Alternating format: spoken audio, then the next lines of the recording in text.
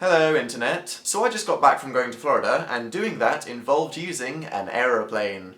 Now I know what you're thinking. Dan, was your airport experience really entertaining enough to make a whole video about? Apparently. So to begin with, I know a million people have probably already talked about this, but if you didn't know, to get into the US, you need to fill out one of these. An ESTA form. And it asks you a couple of weird questions. For instance, it literally asks, are you a Nazi? Now don't get me wrong, but you'd have to be a pretty stupid Nazi to be caught by that. Sir, you said yes to the Nazi question. Uh-oh, you caught me. Awkward. And also, in the same question it asks, have you been involved in genocide? Now I don't know if the US government was planning on stopping Coney purely on the chance that they'd just intercept him on his way to Disney World.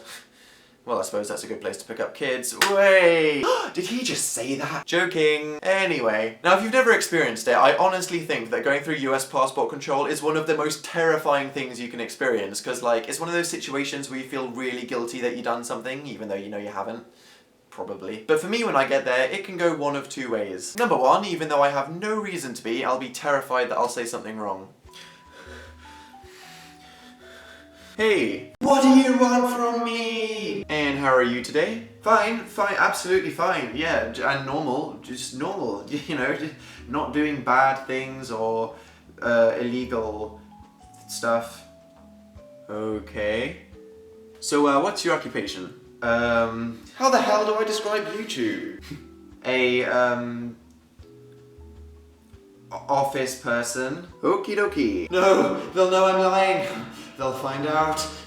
Oh my god, I'm going to die! Okay, that's everything. Have a nice holiday. You'll never take me alive!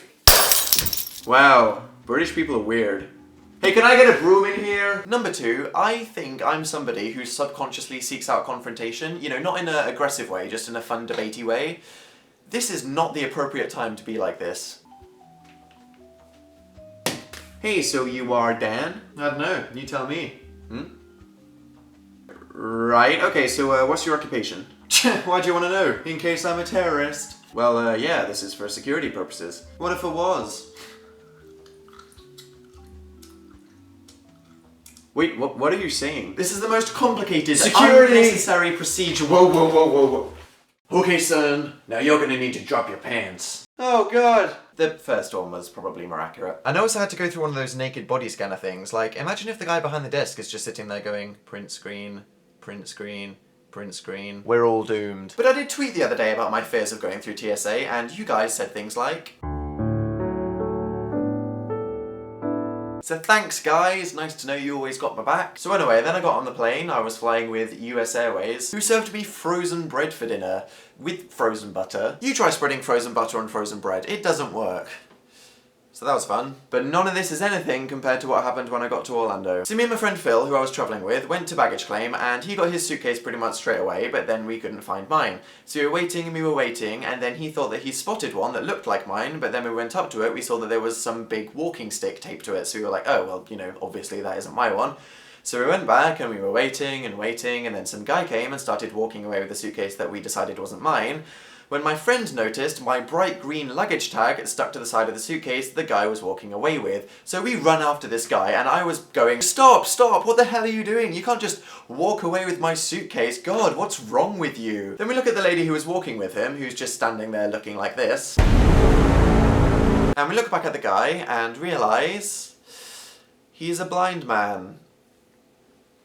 That actually happened. Good one, Dan. You've only been in America for 10 minutes and you've already shouted at a blind guy for having a similar looking suitcase to you.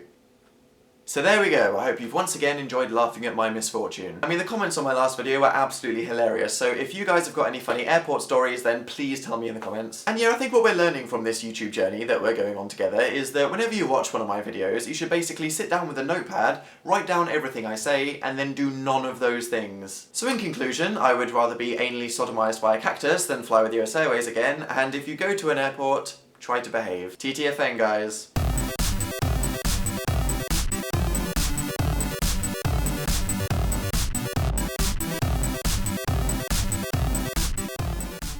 Sorry it took 2 weeks, but for the first time, I actually have a reason. That's probably going to get fixed, isn't it? But this...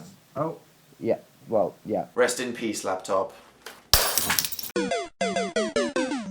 And also, hey to all the people that I met at Playlist Live in Florida. You guys were so awesome, seriously, and I made a bunch of new friends, and I got to hang out with loads of cool American YouTubers, which, you know, it really just inspired me to make the most of this YouTube thing, so I will. Thanks, guys.